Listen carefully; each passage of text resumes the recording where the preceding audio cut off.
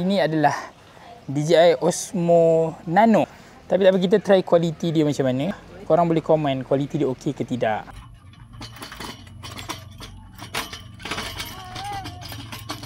Apa kamera? Pakai baterai. Dah ke belum nak tengok? Cik Wan. Sampai atas. Dia nak ambil baterai atas. Ya. Ke atas tau.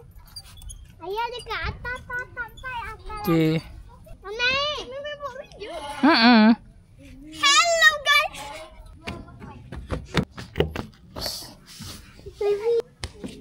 So kita try sejauh mana mic ni boleh capture 100 meter ada. Mungkin tak ada kot orang nak tinggalkan mic sejauh ni. Aku bukan review mic ni. Cuma mic ni mic DJI yang aku gunakan. Sebab aku guna kamera Osmo Nano. Dan dia boleh auto connect. Dan dia boleh jadi remote untuk record juga. So that's why aku guna mic ni. So setakat ni itulah kualiti visual, gambar. Sekarang ni aku shoot guna D-Log-M. Cuba korang komen apa pandangan korang. Dan apa lagi korang nak tahu pasal kamera ni lah.